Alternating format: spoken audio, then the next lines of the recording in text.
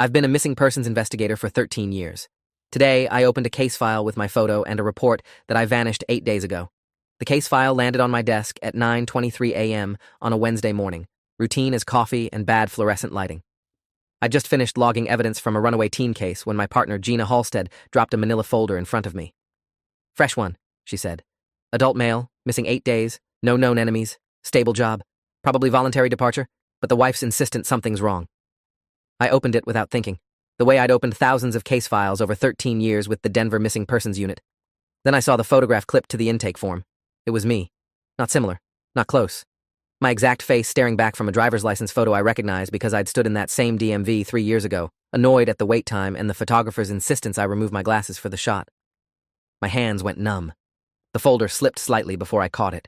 The intake form listed my full name, Adrian Okoye, my actual home address on Bellevue Street, my date of birth, my height and weight, and distinguishing marks. A small scar above my right eyebrow from a childhood bike accident. Subject was last seen leaving for work on the morning of November 3rd, the report stated. Failed to return home that evening. No contact with family, friends, or employer since disappearance. Vehicle located in employee parking lot at Denver Police Department, District 4. Keys, wallet, and cell phone missing. Today was November 11th. According to this report, I'd been missing for 8 days, except I'd been at work every single one of those days. I looked up at Gina. She was already back at her desk, typing up notes from another case, completely unaware she'd just handed me documentation of my own disappearance. "Gina," I said, and my voice came out steadier than I expected. "Where did this case come from? Who filed the report?" She glanced over. "Wife filed it. Came in yesterday afternoon, pretty distraught. Said her husband's a detective with MPU, works missing persons, and he just vanished. Department took it seriously given his position. Why?" I held up the photograph. "This is me. This is my driver's license photo, my address, my information. Someone filed a missing persons report on me." Gina's expression went from confused to concerned. "That's not funny, Adrian. I'm not joking. Look at this." I brought the file to her desk, laid it out in front of her. She studied the photo, then looked at me, then back at the photo. Her face went pale. "What the hell? That's definitely you. But you've been here all week. I've seen you every day." She flipped through the intake forms, the witness statements, the timeline documentation. "Who filed this? Who's claiming to be your wife?" I pointed to the name on the report. "Simone Okoye. That's my actual wife. Or ex-wife, technically. We separated 4 months ago, but the divorce isn't finalized yet." Gina was already pulling up the digital case management system. "This doesn't make sense. If she filed it yesterday, someone should have flagged it immediately. You're in the system as an active employee. Any report using your details should have triggered an alert." She typed rapidly, pulling up the file. Her expression darkened. "Adrian, according to this, you've been on emergency leave since November 4th, the day after you supposedly went missing." The floor felt unstable beneath my feet. "I haven't taken any leave. I've been here every day. You've seen me. We worked the Ramirez case together on Friday. We had lunch in the break room on Monday." Gina nodded slowly, but something in her eyes had changed. A wariness I'd never seen directed at me before. "I remember that. But Adrian, this says you requested emergency leave through the department HR portal. It's logged with your employee ID, your password credentials, approved by Lieutenant Boswell." She turned the screen so I could see. There it was. A leave request form submitted November 4th at 6:14 a.m., requesting indefinite emergency leave for personal family crisis. My name, my employee number, my digital signature. I pulled out my phone and opened my work email. Scrolled back through the past 8 days. I had messages, responses, case updates, all the normal traffic of my job. But when I looked at Gina's screen, my official email account showed an out-of-office auto-reply active since November 4th. This is insane. Someone's accessing my accounts. Someone's impersonating me in the system. I showed her my phone. "Look, I have all my work emails right here. I've been communicating with the team all week." Gina looked at my phone screen, and I watched her face shift through confusion to something worse. Suspicion. "Adrian, those emails aren't in the server logs. According to the system, your last sent message was November 3rd at 5:42 p.m., confirming you'd finished the Watson file the next morning. Nothing after that." I opened my sent folder, showed her the message I'd sent her just yesterday about the Ramirez case. "This is from yesterday morning, 9:15 a.m. You responded, remember? You said you'd follow up with the family." Gina pulled up her email, found the message I was referencing. Her hand started shaking slightly. "Adrian, this message shows it came from your personal email address, not your work account, and I never responded to it. At least I don't have any record of responding." She scrolled through her sent messages. Nothing. I checked my phone again. The response I clearly remembered receiving from her wasn't there. The message I'd sent her from my work email showed as sent from my personal Gmail account instead. "What the hell is happening?" I said quietly. Lieutenant David Boswell appeared in the doorway of the unit, his expression grim. He was mid-50s, 28 years on the force, ran our unit with efficiency and genuine care for both the missing and the investigators trying to find them. Detective Okoye, I need you to come with me to my office. Now. It wasn't a request. Gina and I exchanged a glance. I followed Boswell to his office, my mind racing through possibilities. Identity theft, system hacking, some kind of elaborate prank. But pranks didn't involve falsified police documents. Pranks didn't trigger emergency leave requests and missing persons reports. Boswell closed the door behind us and gestured to a chair. Sit down, Adrian. He didn't sit himself. Just stood behind his desk, hands clasped, looking like he was choosing his words carefully. I received a very strange call from Simone this morning. Your wife. Ex-wife, I corrected automatically. We're separated. Divorce pending. Boswell nodded. She called because she filed a missing persons report on you yesterday. Said you disappeared on November 3rd, and she hasn't heard from you since. She's terrified something happened to you. Now, I told her that was impossible because I've seen you here at work as recently as 2 days ago.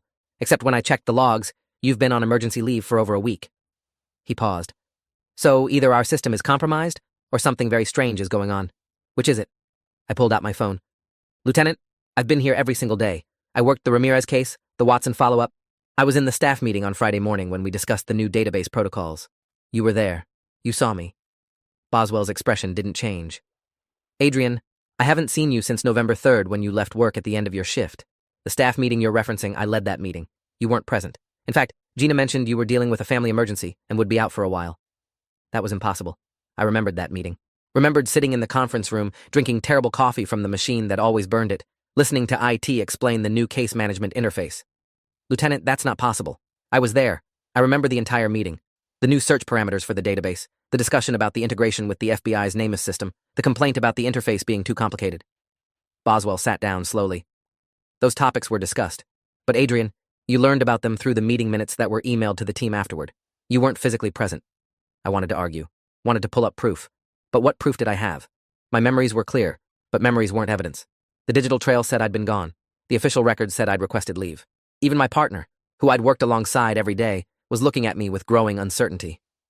Sir, I think someone is impersonating me. Someone has access to my accounts, my credentials, my information. They filed this leave request. They're making it look like I disappeared. Boswell pulled out his own phone. Then explain this. He showed me a photo. It was me, or someone who looked exactly like me, sitting in what appeared to be a hospital waiting room. The timestamp read, November 5th, 2:37 p.m. Your wife sent me this. She said you'd been acting strange the week before you disappeared. Paranoid, secretive, not sleeping well. She took this photo at an urgent care clinic because you'd been complaining of headaches and she was worried you were having a medical crisis. I stared at the photo. The man in it was wearing clothes I owned, a gray quarter-zip pullover I'd bought last spring. He had my face, my posture, my watch on his left wrist. But I had never been to that urgent care clinic. I'd never had headaches. I'd never complained to Simone about anything because I hadn't spoken to my wife in over a month, not since our last argument about the divorce settlement. That's not me, I said. I've never been to that clinic. I don't know where that photo was taken, but it wasn't me in it. Boswell studied my face. Adrian, I'm going to be direct with you. I've known you for 6 years. You're one of the best investigators in this unit. You're thorough, rational, and you don't jump to conspiracy theories. So when you tell me someone is impersonating you, I want to believe you. But right now, the evidence suggests you might be experiencing some kind of dissociative episode. Memory gaps, confusion about your own timeline, believing you were present for events you weren't at. That's serious. That needs medical attention. The words hit like ice water. He thought I was mentally ill, thought I was having some kind of breakdown, and couldn't distinguish my own memories from reality. Lieutenant, I'm not having a breakdown. I'm not confused. Someone is doing this deliberately. Someone is impersonating me, accessing my accounts, convincing people they're me. And now they've made me look like the crazy one by filing a missing persons report while I'm standing right here. Boswell's expression was sympathetic but firm. Then help me understand. Who would do this? Who has the capability to access police databases, falsify leave requests, and convince your wife they're you? What's the motive? I didn't have an answer. Identity theft usually had clear motives: financial gain, revenge, covering another crime. But this was different. This was someone stealing my life while simultaneously reporting me as missing, creating a paper trail that made me look unstable while they took my place. I don't know yet, I admitted. But I'm going to find out. This is what I do. I find missing people. I investigate discrepancies and inconsistencies, and I follow evidence. Let me investigate this. Boswell shook his head. You can't investigate your own case. You know that. It's a conflict of interest, and it compromises the integrity of any evidence you might find. I'm going to assign this to another investigator, and I'm going to require you to undergo a psychological evaluation before you return to active duty. He said it gently, but it was still a gut punch. You're suspending me? I'm putting you on administrative leave pending evaluation. It's protocol when an officer shows signs of potential mental health crisis. It's for your safety and the integrity of the unit. I wanted to argue, wanted to refuse, but I knew the protocols as well as he did. Knew that fighting this would only make me look more unstable. Fine, I'll do the evaluation. But I'm telling you, someone is setting me up. And when I prove it, I'm going to find out who and why. I left Boswell's office and walked back to my desk in a fog. Gina was watching me with concerned eyes. Adrian, are you okay? What did Boswell say? I'm on administrative leave. He thinks I'm having a breakdown. I started gathering my personal items from my desk. Badge, coffee mug, the framed photo of my niece. Gina, I need you to believe me. I've been here all week, every day. Whatever the system says, whatever the records show, I was here. You saw me. Gina hesitated. I want to believe you. But Adrian, I've been going through my own records, my calendar, my notes, my case logs, and there are gaps. Days where I thought you were here, but I don't have any concrete evidence of it. No emails in the server, no joint case notes, nothing documenting we worked together. It's like my memory says one thing and the records say another. And that scares me. She looked genuinely frightened. What if we're both experiencing something? Some kind of shared delusion or memory contamination? The thought was terrifying, but I couldn't accept it. My memories were too clear, too detailed. I remembered conversations, specific moments, things that couldn't be fabricated by a confused mind. I'm not crazy, I said quietly. And neither are you. Someone is manipulating the records, making it look like I wasn't here. Trust yourself, Gina. Trust what you remember seeing. I left the station before anyone could stop me. Sat in my car in the parking lot and tried to think clearly. Someone had filed a missing persons report on me while I continued living my life. Someone had accessed my work accounts and requested emergency leave. Someone had sent my wife a photo of themselves at a medical clinic, pretending to be me showing signs of illness or instability. This was calculated, sophisticated, and it was working. The entire department now thought I was either missing or mentally unstable. Either way, I was effectively neutralized. Couldn't investigate, couldn't work, couldn't even trust my own memories according to everyone around me. I needed evidence. Concrete, undeniable proof that I existed exactly where I claimed to be.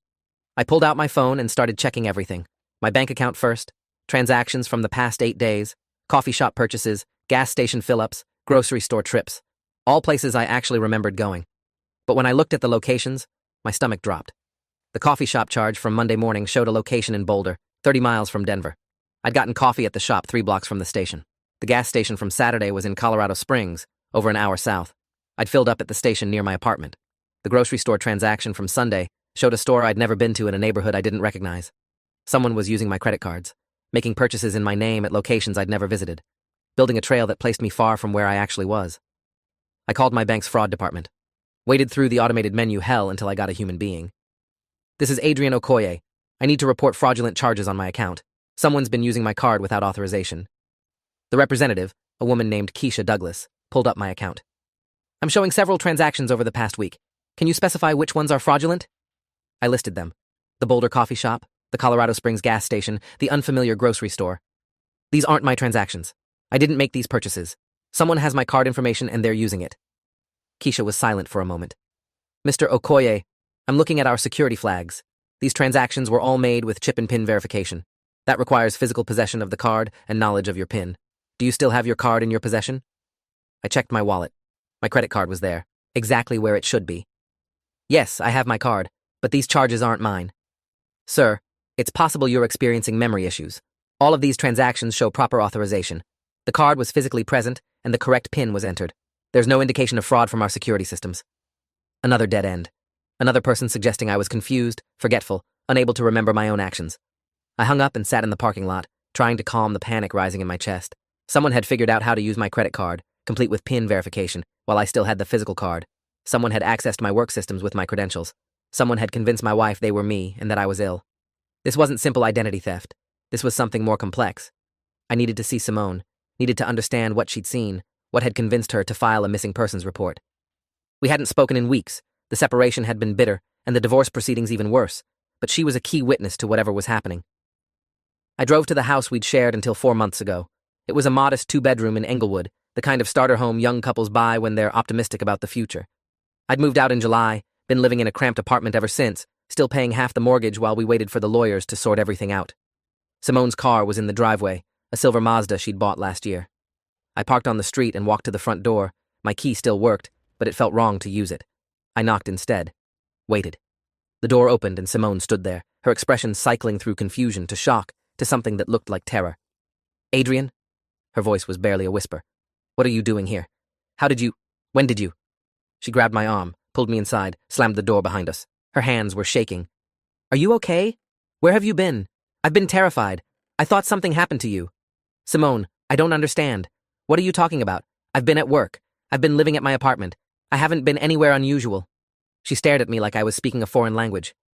"Adrian, you disappeared 8 days ago. You left for work on November 3rd and never came home. You stopped answering your phone, stopped responding to messages. I called your office and they said you'd requested emergency leave. I called your friends and no one had heard from you. I filed a missing persons report because I thought you were dead." I pulled out my phone. "I've been answering my phone. I get your calls. Well, I used to get your calls, but we haven't talked in over a month. Not since the fight about the house." Simone's face was white.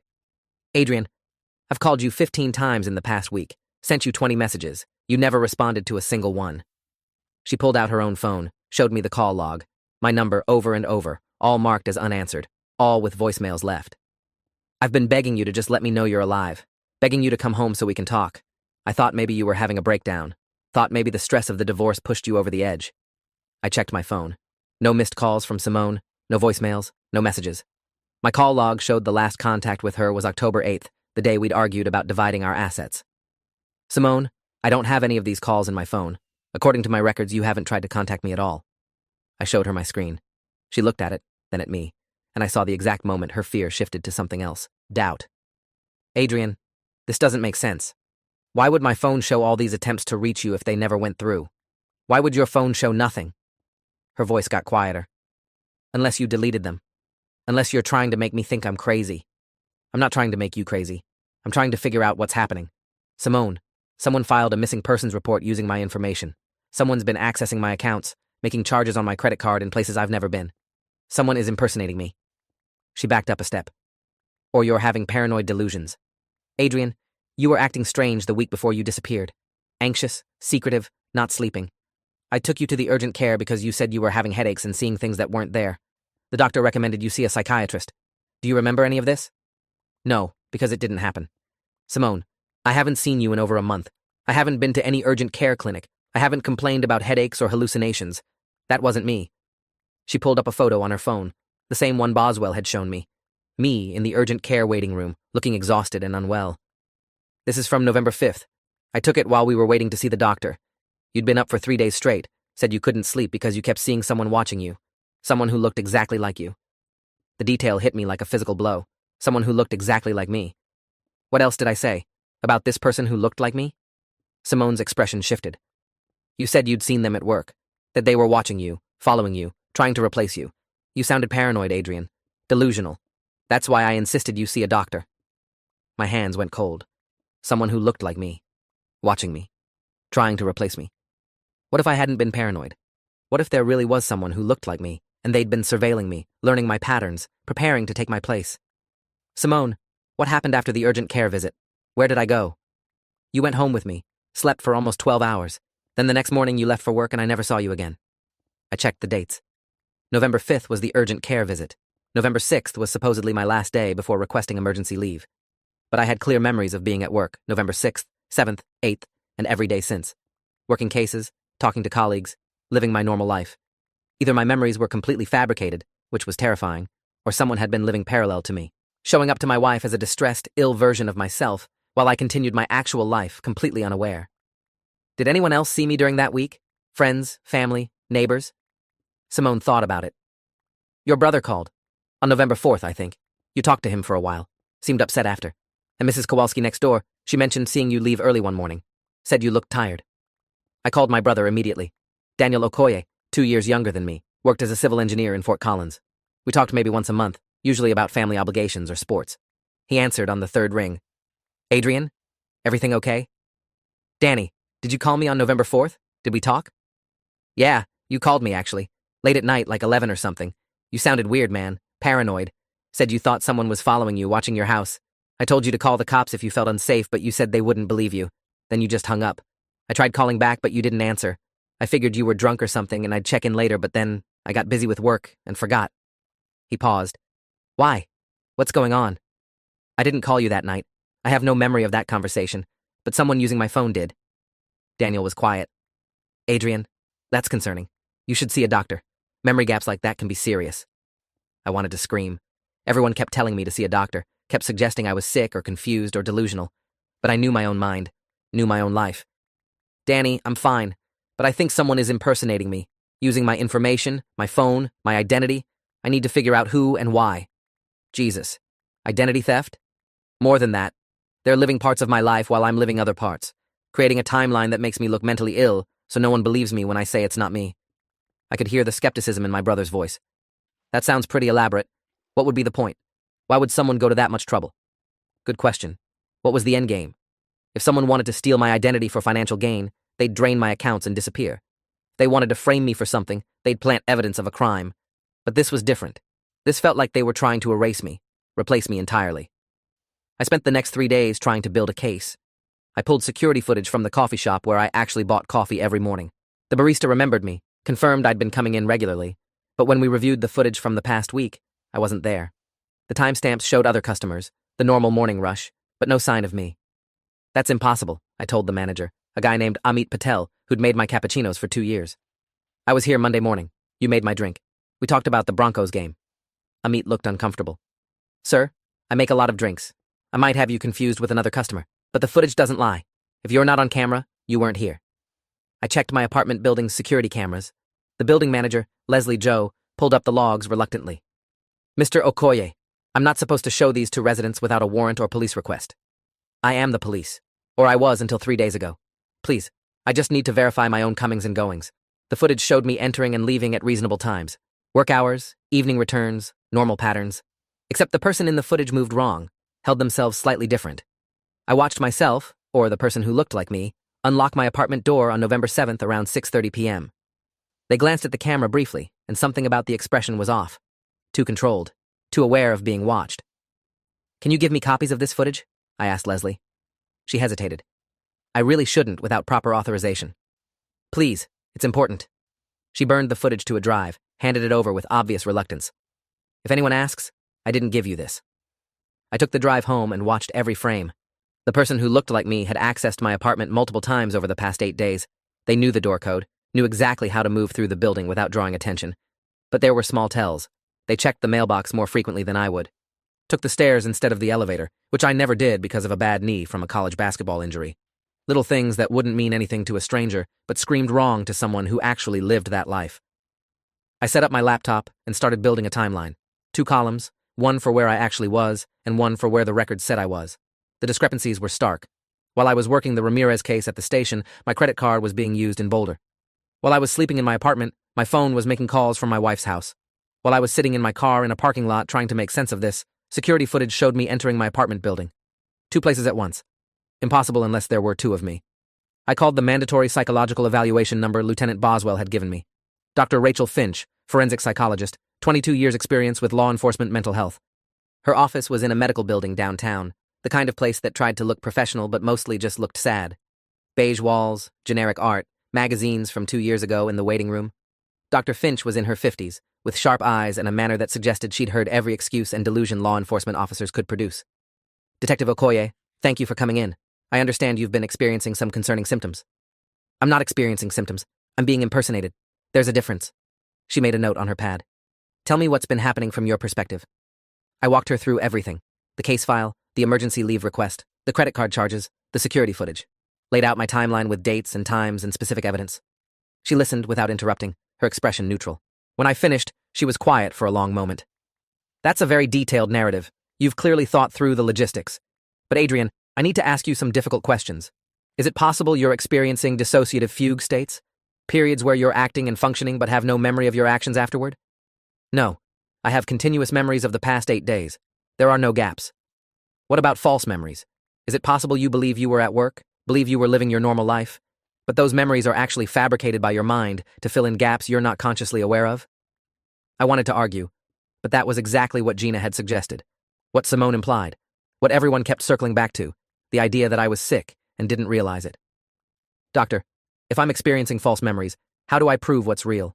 How do I distinguish between actual events and fabrications? Dr. Finch leaned forward. That's the challenge with this kind of condition. The memories feel completely real. Your mind creates detailed, convincing narratives to explain time you can't account for. It's a defense mechanism, a way to maintain coherent sense of self when your memory is compromised. But there's physical evidence. The security footage showing someone who looks like me accessing my apartment. The credit card charges in places I didn't go. The phone calls I didn't make. That's not false memory. That's documentary proof someone is impersonating me. Or it's documentary proof you were in those places and made those calls, and your mind has constructed an alternative narrative because accepting the reality is too psychologically threatening. She said it gently, but it still felt like a trap. Every piece of evidence I presented could be reinterpreted as proof of my own mental illness rather than proof of an impersonator. What would it take to convince you I'm telling the truth? I asked. Dr. Finch considered this. Bring me something that can't be explained by dissociative episodes or false memories. Bring me evidence of two distinct individuals existing simultaneously in a way that's verifiable by independent third parties. Not footage you could have appeared in yourself. Not charges you could have made yourself. Something that proves beyond doubt there are two of you. I left her office feeling defeated.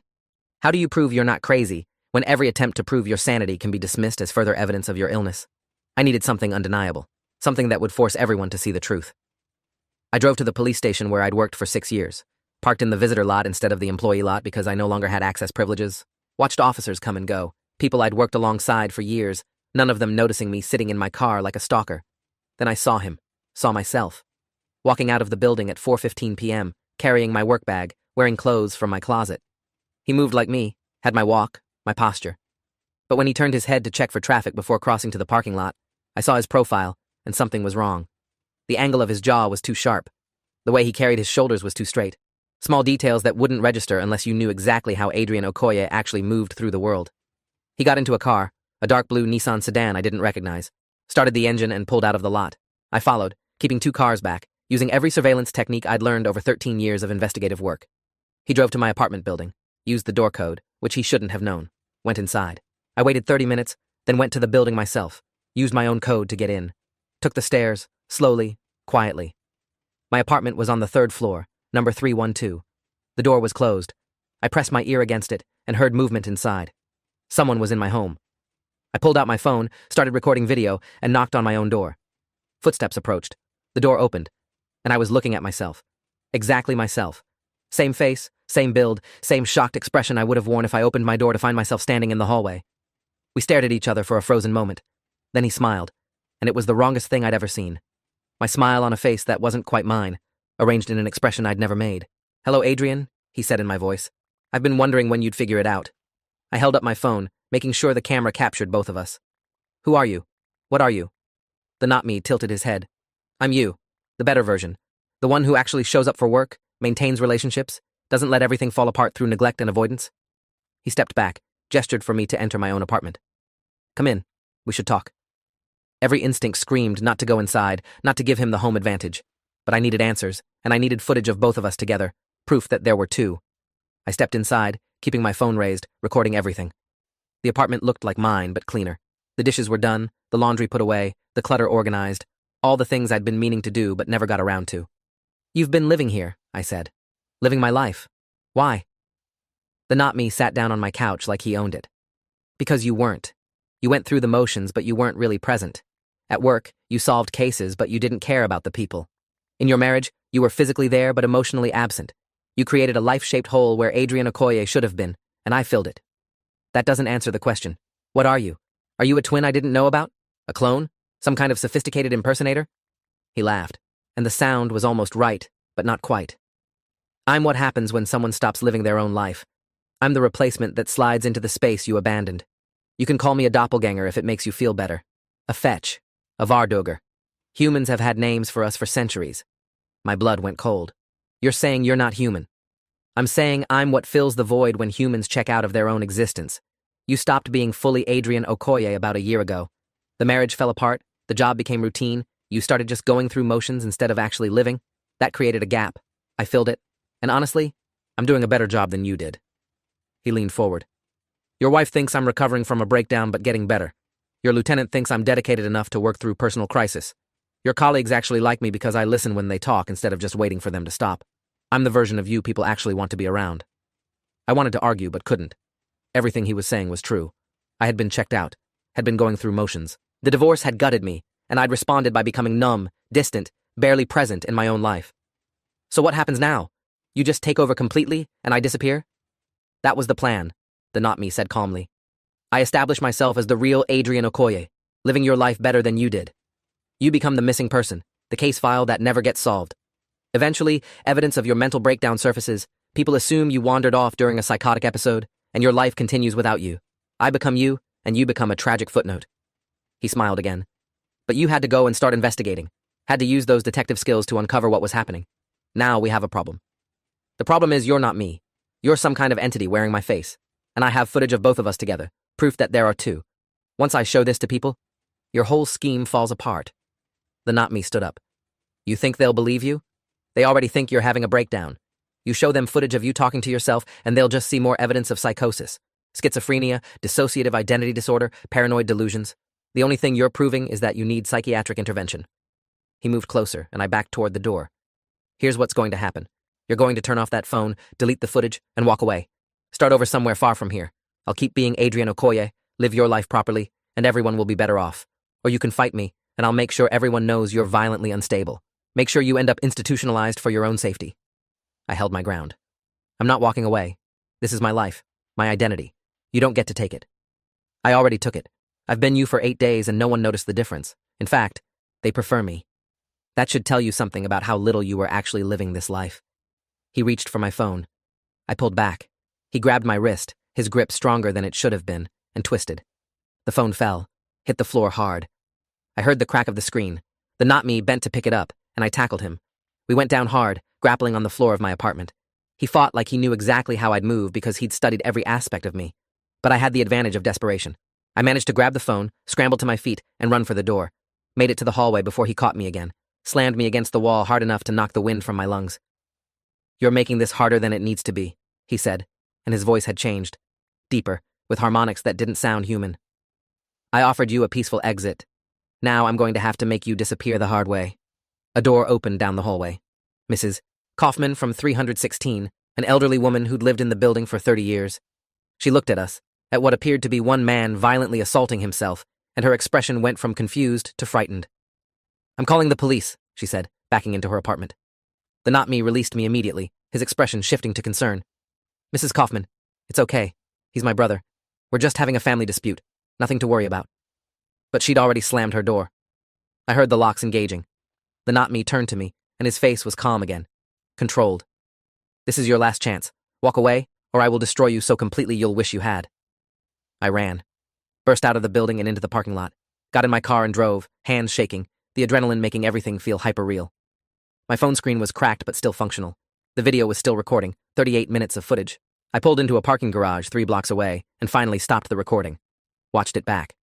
The footage showed me entering the apartment, showed me talking to empty air, showed me apparently grappling with nothing, throwing myself against walls. The not me wasn't visible on camera. Everything he'd said, every physical interaction, it all appeared to be me alone having a violent episode with myself. He'd known the camera wouldn't capture him, had probably planned for me to record our interaction because the footage would only damn me further. I wanted to scream. Every piece of evidence I gathered made me look more unstable. Every attempt to prove the truth just reinforced the narrative that I was mentally ill. The entity wearing my face had set the perfect trap. I called the only person I thought might believe me. Gina Halstead, my partner for 3 years, who'd seen me work cases and knew how my mind functioned. Gina, I need your help. I need you to believe me even though I know how this sounds. Adrian, where are you? Lieutenant said you left your psych eval early. People are worried. I found him, the person impersonating me. I went to my apartment and he was there, living in my home. We talked, we fought. I have it on video, but the camera doesn't show him. It just shows me looking crazy. But he's real, Gina. He's some kind of entity that fills empty spaces in people's lives. Silence on the other end. Then, Adrian, please go to the hospital. Please get help. I care about you and I'm scared you're going to hurt yourself. I'm not going to hurt myself. I'm trying to save myself from something that's stolen my identity and is systematically erasing me. Gina, you said yourself that your memory showed we worked together even though the records didn't. What if your memory was right? What if there's something altering the records, making it look like I wasn't there? Or what if we both need help? Her voice was gentle. What if this is affecting both of us? Some kind of shared psychosis or carbon monoxide exposure or something environmental that's making us confused. Another dead end. Another person convinced I needed psychiatric intervention rather than belief. I hung up and sat in my car trying to think. The entity had access to my home, my accounts, my identity. It could impersonate me perfectly, except for small details that only I would notice. And it didn't show up on camera, which meant any evidence I gathered would only show me appearing to talk to myself or fight with nothing. It had systematically destroyed my credibility, my support network, my employment. All I had left was the investigation itself. The one thing I knew how to do better than anything else. I pulled up missing persons databases and started searching for similar cases. People who'd been reported missing while claiming they were still present. People who'd said they were being impersonated or replaced. Cases that had been dismissed as mental illness or delusions. I found 12 in Colorado alone over the past 5 years, all marked as resolved through psychiatric intervention or voluntary missing persons who never wanted to be found. But the patterns were there. People claiming someone was living their life. Family members saying the missing person seemed different before they vanished. Reports of seeing the person in 2 places simultaneously that were dismissed as mistaken identity. I cross-referenced the cases with outcomes. 3 had been found dead, apparent suicides. 5 had been institutionalized for mental health treatment. 4 had simply vanished completely, never found. Not one had been taken seriously. Not one had resulted in any investigation of impersonation or identity theft beyond standard fraud protocols. I was looking at a pattern of entity replacements going back years, all hidden behind mental health diagnoses and missing person statistics. I needed someone who would understand this wasn't psychosis, someone who'd investigated similar cases, or at least wouldn't immediately dismiss the possibility. I searched for paranormal investigators, doppelganger researchers, anyone who studied phenomena that conventional law enforcement wouldn't touch. Found a name, Doctor. Marcus Irving, professor of folklore and mythology at University of Colorado Boulder, published extensively on doppelganger legends and tulpa manifestations. It was a long shot, but I was out of conventional options. Dr. Irving's office hours were listed on the university website. I drove to Boulder, found the Humanities building, and knocked on his door at exactly 2 p.m. He was younger than I expected, maybe 40, with wild hair and the intensity of someone who'd spent their career studying things most people dismissed as fiction. Dr. Irving? I'm Adrian Okoye. I need to talk to you about doppelgangers. Real ones, not legends. He studied me for a moment. Come in. Close the door.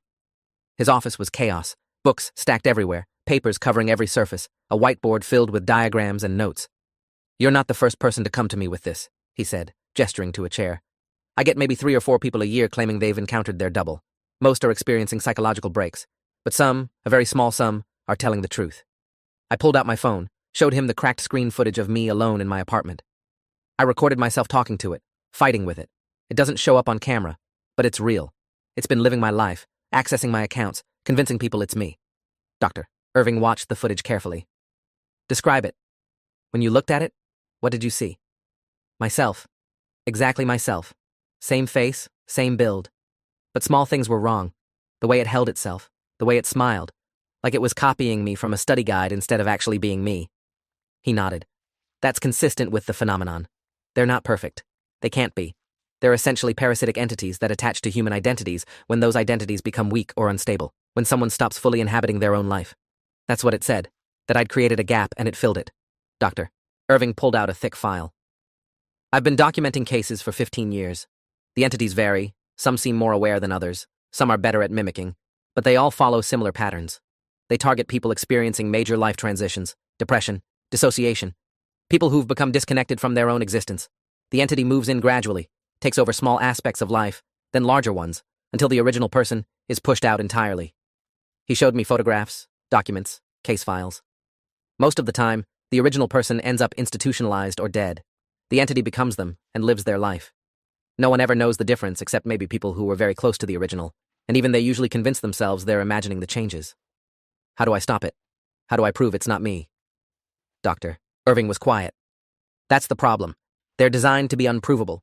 They exist in the liminal space between identity and appearance. They can't be captured on film or recording devices. They don't leave DNA evidence that's different from the original. The only proof is direct observation by someone who knows you well enough to spot the differences. My wife saw the differences. She said I was acting strange before I supposedly disappeared, but she interpreted it as mental illness. Exactly. That's how they protect themselves. Any observation of their wrongness gets reinterpreted through conventional frameworks. Medical, psychological, rational explanations that dismiss the supernatural reality. I felt hope fading. So I'm doomed. It takes my life, and I just disappear. Not necessarily, Dr. Irving said.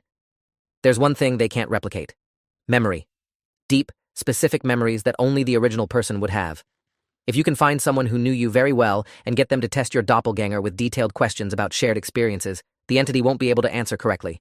It's learned the surface of your life, but it doesn't have access to your actual memories. That gave me an idea. My brother, Daniel, we grew up together. He'd know things about our childhood that no one else would. Then that's your witness. Get him to confront the doppelganger. Get him to ask questions only you would know, and record the failure. That might be enough to start breaking the entity's hold. I called Daniel from Dr. Irving's office. Danny, I need a favor. I need you to come to Denver and meet the person who's been impersonating me. Don't tell him I asked you to come. Just show up and ask him questions about our childhood. Specific things only I would remember. Daniel was skeptical. Adrian, this sounds like some kind of test. Are you trying to prove you don't have memory problems by having me quiz someone else? Just trust me. Please. This is important. He agreed reluctantly. Said he could drive down that evening. Dr. Irving lent me recording equipment that he claimed was specifically designed to capture paranormal phenomena. I don't know if it'll show the entity visually, he said, but it should at least record audio and maybe energy signatures that conventional equipment misses. I set up at a coffee shop across from the police station and waited. At 5:15 p.m., the not-me emerged from the building. He walked to the Nissan, and I followed again, this time to the house I'd shared with Simone. He let himself in with a key. I watched from the street as lights came on inside. 20 minutes later, Daniel's truck pulled up. My brother got out, walked to the door, knocked. The not-me answered. I watched them talk through the window, body language casual. They were both smiling. After a few minutes, they sat down in the living room. I couldn't hear the conversation, but I could see Daniel ask questions, see the not-me respond. It went on for 30 minutes. Then they stood, shook hands, hugged.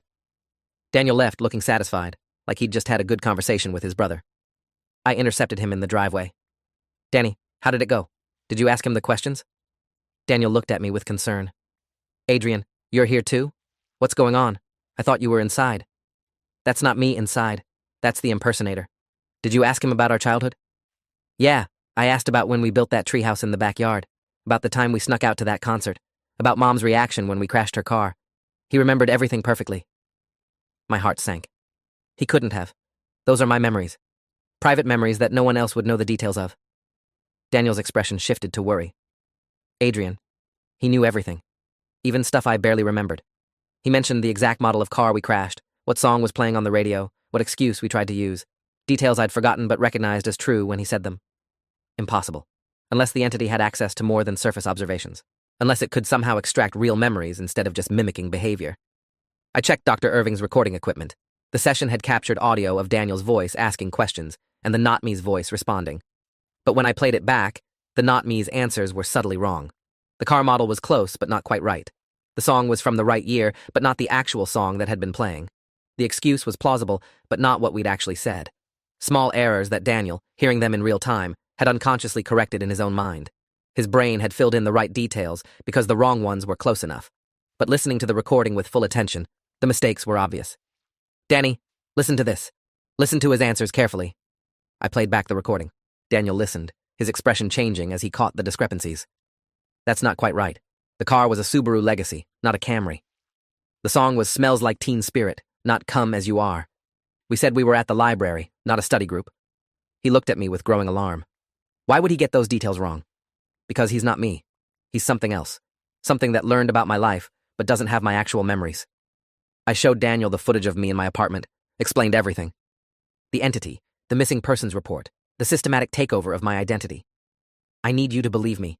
I need someone who knows me well enough to tell the difference. Daniel was silent for a long time. This is insane. But those details he got wrong, you're right. They're close, but not accurate. And I convinced myself they were right, because I wanted to believe my brother was okay. He looked at the house. What do? We document everything. We get more people who know me to test him. We build a case that shows a pattern of errors that the real Adrian Okoye would never make. And we force someone in authority to take this seriously. Over the next 2 days, Daniel and I contacted everyone who knew me well. My ex-wife, my colleagues, my old college roommate, my niece. We had each of them meet with the not-me separately and ask specific questions about shared experiences. Each time, the entity got close, but made small errors. Details that the questioner initially accepted, but that didn't quite match reality when examined closely. We compiled the recordings. 15 conversations, 43 specific factual errors, mistakes about dates, names, places, events, each one small enough to overlook in the moment, but collectively painting a picture of someone who'd studied Adrian Okoye's life without living it. I brought the evidence to Lieutenant Boswell, laid out all the recordings, all the documented discrepancies. Lieutenant, this proves there's an impersonator. Someone who knows enough about my life to be convincing, but doesn't have my actual memories. Someone who's been accessing my accounts, my home, my workplace. Boswell listened to several recordings. Heard the not me claim the wrong name for my mother. Place my college graduation in the wrong year. Describe my wedding venue incorrectly. This is disturbing, he admitted. But Adrian, it could also be evidence that you're having memory problems. That you're the one with the wrong information and this other person, whoever they are, is filling in details you've forgotten. Then test me. Test both of us. Ask questions only the real Adrian Okoye would know and see who gets them right. Boswell agreed. He set up a formal interview, called in both me and the not me simultaneously. We sat across from each other in an interrogation room, the same room I'd used to interview witnesses for 13 years. The not me smiled at me, confident and calm. This is pointless, he said. You're just going to make yourself look worse. Boswell started asking questions. Basic biographical information, work history, case details. The not me answered smoothly, accurately. I answered the same way. Then Boswell shifted to more specific memories. Describe the first missing persons case you ever worked. I described it in detail. 17-year-old girl, run away from an abusive home, found 3 days later staying with friends in Colorado Springs. The relief on her mother's face when we brought her back. The follow-up work with social services to address the abuse. The not me described a different case. Different details. Different outcome. Close to my real experience, but wrong. Boswell made notes. Describe your wedding day. I described it. The venue in the mountains, the unseasonably cold weather, Simone's dress that she'd spent months choosing, the best man's speech that made everyone cry. The not me's version had the wrong venue, wrong weather, wrong details. More notes. The questions continued for an hour. The not me got approximately 60% of the answers right, close enough to be plausible, but 40% were wrong in subtle ways. When Boswell finished, he looked between us. One of you is lying or confused. The question is which one? Test the recordings, I said. Cross-reference everything we both said with documented evidence. Marriage license for the venue, case files for work history, school records for dates. The facts will prove who's telling the truth. Boswell agreed. It took 3 days. 3 days of investigation, verification, documentation. In the end, the evidence was clear. I had gotten 92% of factual questions correct. The not me had gotten 68% correct. The errors he made were consistent with someone who'd learned about my life secondhand. Studied it, memorized it, but didn't live it. Boswell called us both in again, this time with 2 uniformed officers present. I don't know what's happening here, he said, but we have 2 individuals claiming to be Adrian Okoye. One of them is telling the truth. One of them is committing identity fraud. Based on the factual verification, Adrian Okoye, he looked at me, is the legitimate identity holder. You, he looked at the not me, need to explain who you actually are and why you're impersonating a police detective. The not me's expression didn't change. Still calm, still confident. This is a mistake. He's manipulating the evidence. He's been planning this, setting me up to fail. Then provide documentation of your identity. Driver's license, social security card, birth certificate. Prove you're who you claim to be. The not me reached for his wallet, pulled out my driver's license. But when Boswell examined it under close light, there were subtle flaws. The hologram was slightly wrong. The microprint was blurred. It was an excellent forgery, but not genuine. This is a fake ID, Boswell said. The officers moved closer. I'm going to need you to come with us for questioning. Impersonating a law enforcement officer is a serious crime. The not me stood slowly, and then he changed. Not physically, but something shifted in his presence. The confidence drained away, replaced by something colder. You can't arrest what doesn't legally exist, he said, and his voice had that harmonic distortion again. I'm not human. I'm not subject to your laws. I exist in the space between identity and manifestation. You can't hold me. Before anyone could react, he walked toward the door. The officers tried to grab him, but their hands passed through like he was made of smoke. He paused in the doorway, looked back at me. You won this round, but you'll slip again. Everyone does. And when you create another gap, another empty space in your life, I'll be back. Or someone like me will. We're always waiting. Then he was gone. Simply ceased being present. The officers looked at each other in shock. Boswell stared at the empty space where the not me had been. What the hell just happened? He's what I've been trying to tell you about, I said quietly. An entity that fills empty spaces in people's lives. A doppelganger. Something that exists because I stopped fully living my own life. The room was silent. Then Boswell spoke carefully. I don't believe in the supernatural, but I just watched someone walk through 2 police officers like they weren't there. So either we all just experienced a mass hallucination, or you're telling the truth about something I don't have a framework to understand. He sat down heavily. Either way, you're the real Adrian Okoye. Your credentials are reinstated. Your leave is canceled. Welcome back to work. The aftermath took weeks to sort out. The emergency leave request was formally withdrawn. The missing persons report was closed. Simone and I had a long conversation about what she'd experienced, the version of me that had seemed ill and unstable. "I wanted to believe you were just stressed," she said, "that the divorce was causing you to break down, and if I just supported you through it, we might fix things. But that thing, Adrian, it wasn't you. When I look back now, knowing what I know, it's so obvious. But in the moment, I convinced myself the differences were just you, changing, growing, dealing with trauma. We didn't get back together. Too much damage had been done, too much distance created. But we ended the divorce proceedings on better terms, with understanding instead of bitterness. Thanks for watching till the end. Make sure to subscribe and like to not miss the next story.